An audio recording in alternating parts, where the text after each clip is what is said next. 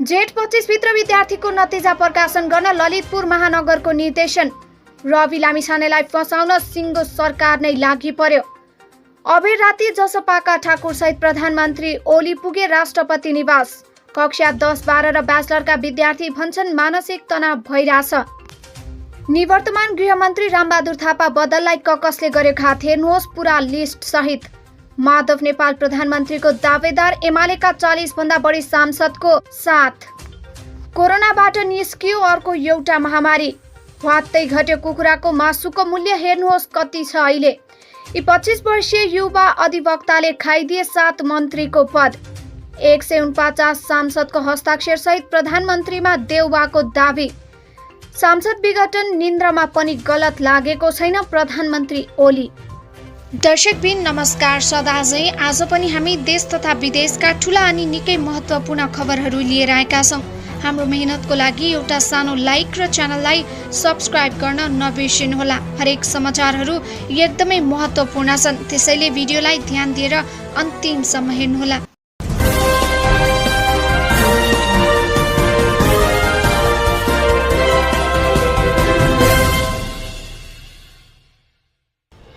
चर्चित पत्रकार रवि लामिछानेलाई यतिखेर धेरैले औँला ठडाएका छन्। धेरैले रविको पक्षमा बोल्दै समाचार लेखे पनि आक्रोश पोखेका छन्।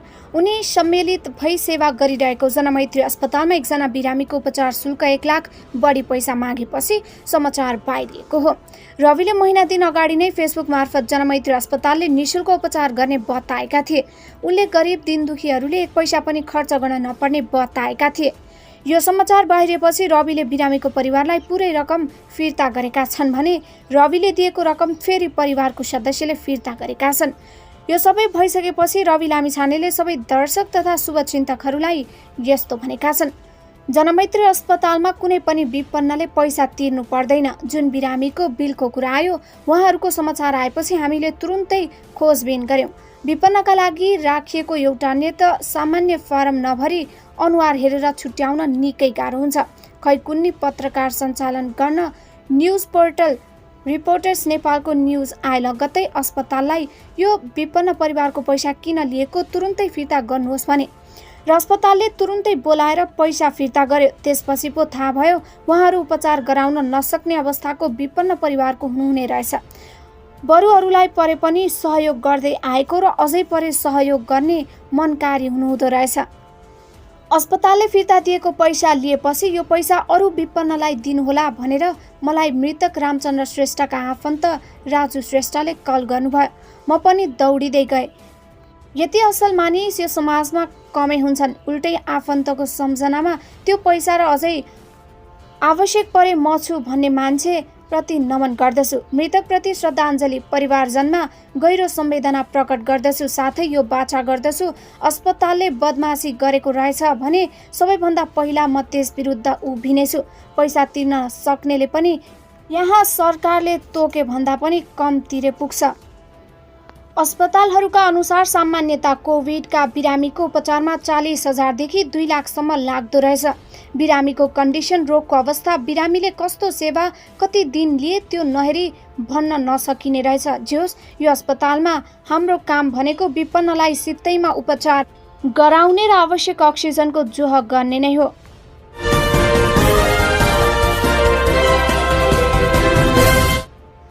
कोरोना भाइरसको संक्रमण तीव्र गतिमा बढेसँगै सरकारले जेठ 13 गतेबाट सुरु हुने कक्षा 10 को 80 र जेठ 26 गतेबाट सुरु हुने कक्षा 12 को परीक्षा स्थगित गर्यो। त्यसो त उज्जवल भविष्यको सपना सजाएका विद्यार्थीहरूमा निराशा छाएको छ। यसपालि 5,17,000 विद्यार्थीले 80 र करिब 4 लाख विद्यार्थी कक्षा 12 को परीक्षाको तयारीमा छन्। परीक्षा स्थगित भइसकेपछि विद्यार्थी घरमै बस्न बाध्य छन्। राम्रो पढ्ने विद्यार्थीका लागि फेरि गत वर्षको जस्तो आन्तरिक प्रणालीबाट नतिजा सार्वजनिक हुने त होइन भन्ने चिन्ताले सताउन थालेको छ। खोटाङका साहस मगर काठमाडौँको गीताञ्जली अङ्ग्रेजी विद्यालयमा कक्षा 12 मा पढ्छन्। उनी हाल लाजिमपाट बस्दै आएका छन्। कक्षा 12 को परीक्षा दिएर सिङ्गापुर प्रहरीको तालिममा भर्ना हुने उनको योजना थियो। उनको योजना तत्कालका लागि टरेको छ। त्यसो त उनी निराश छन्। भन्छन् सिङ्गापुर पुलिस फोर्सका लागि तालिम भर्ती हुने योजना थियो, कोरोनाले सपना उडाइदेला जस्तो छ। कोरोनाका कारणले परीक्षा स्थगित भएसँगै अनलाइन कक्षामा उनको दिनचर्या बितिरहेको छ। तर भौतिक कक्षामा जति परीक्षाको चिन्ता हुन्थ्यो, अनलाइन कक्षा सुरु भएपछि त्यसप्रतिको लगाव र मेहनत कम हुने रहेछ। उनी भन्छन्, परीक्षामा सोचे जस्तो नतिजा हासिल गर्न नसक्ने हो कि भन्ने कुराले चिन्तित छु।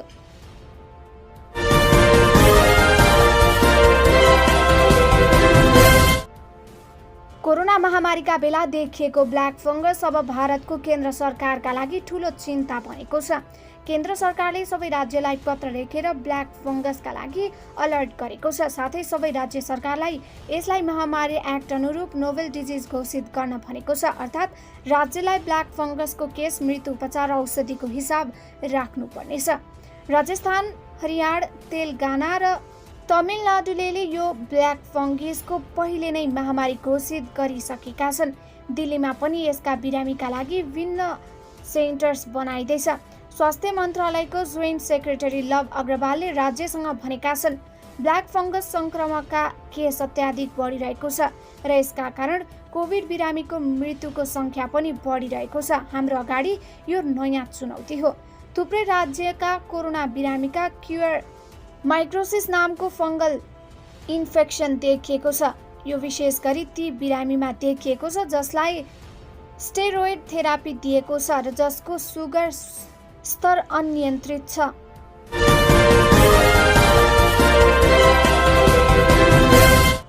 बजारमा कुखुराको मासुको खपत घटेसँगै मूल्य पनि घट्न थालेको छ। एक महिना अघि प्रति केजी 450 रुपैयाँ रहेको मासुको मूल्य अहिले केजीमा 100 रुपैयाँ भन्दा बढी घटेको हो। अहिले बजारमा प्रति किलो 330 देखि 340 रुपैयाँमा छरेको छ।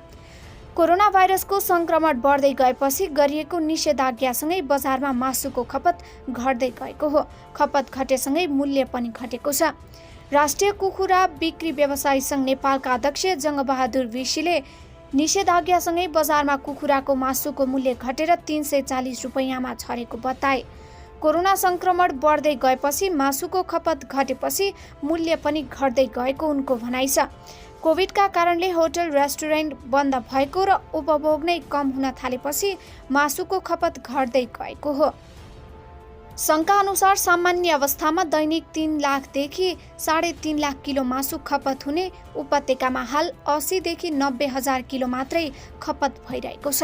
कोरोना संक्रमण नियन्त्रण गर्नका लागि 16 वैशाखदेखि उपत्यकामा निषेधाज्ञा भएको थियो। उपत्यकामा सञ्चालित ठूला होटलदेखि रेस्टुरेन्टसम्म बन्द भएसँगै खपतमा पनि ठूलो गिरावट आएको छ।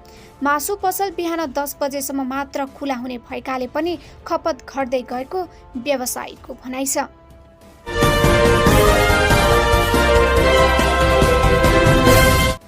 प्रधानमन्त्री केपी शर्मा ओलीले सांसद विघटन गर्ने पुस 5 को आफ्नो कदम गलत थियो भन्ने नलागेको बताएका छन्। शुक्रबार पत्रकारहरूसँग कुरा गर्दै प्रधानमन्त्री ओलीले फैसला परम सत्य हुन्छ भन्न नसक्ने बताए। अरू कारण परिस्थितिले प्रभावित गर्न सक्ने भन्दै उनले भने, तत्कालको बेन्चको बुझाइ बेन्चले बुझेको संविधानका व्याख्या अनुसार फैसला हुने हो। पुनरावलोकनमा जाने ठाउँ हुने भए पनि आफूहरूले झगडियाको बाटो नलिएको ओलीले बताए।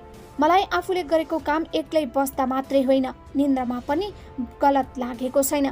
प्रधानमन्त्रीले ओलीले अघि अदालतले ठिक छैन भन्यो। संविधानको जीवित व्याख्या गर्ने हो र अहिलेसम्मको गति हेर्ने हो भने ढुङ्गा त गन्तव्यतिर गए जस्तो लाग्दैन।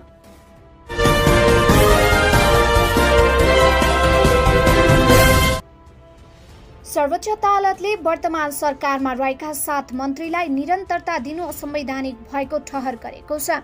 प्रधान न्यायाधीश चोलेन्द्र शमशेर जबराको आजको एकल इजलासले सांसद नै नरहेका व्यक्तिलाई मन्त्रीको हैसियतबाट कुनै पनि काम नगराउन अन्तरिम आदेश जारी गरेको छ।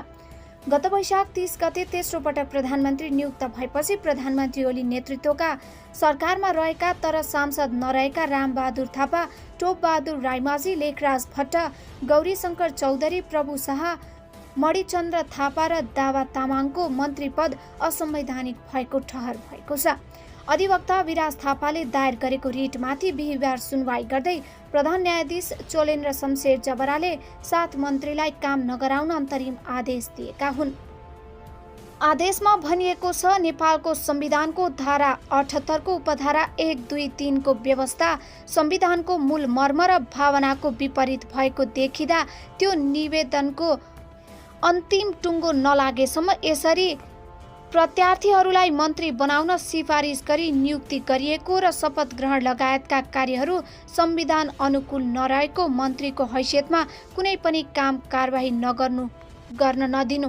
नेपालको संविधानको धारा 78(1) मा संघीय सांसदको सदस्य नरहेको व्यक्तिले मन्त्री पदको शपथ खाएको 6 महिनाभित्र संघीय सांसदको सदस्यता लिनुपर्ने व्यवस्था छ।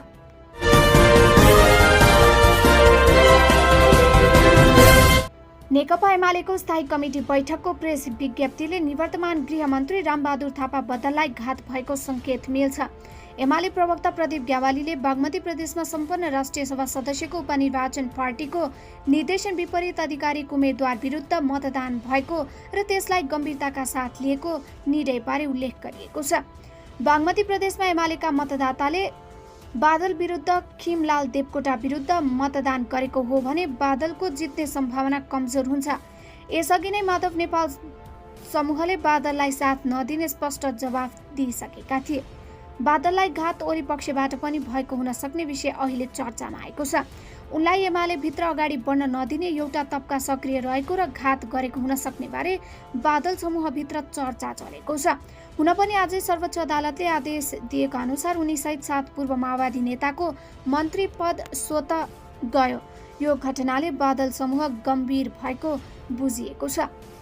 एमाले पार्टीले अपिल नै गरेर बादललाई मतदान गर्न भनेको थियो। प्रधानमन्त्री ओलीले आचार संहिता नै उल्लङ्घन गरेर अपिल जारी गरेका थिए। तर माधव नेपाल समूहले बादललाई साथ दिनेमा चुइक्कसम्म बोलेनन्। ओली समूहका केही प्रभावशाली नेताहरूले पनि बादलको गृहमन्त्रीबाट बहिर्गमनको चाहना राखेका थिए, जुन अदालतको आदेश र सम्भावित बादलको चुनावी पराजयले पूरा हुने देखिएको छ।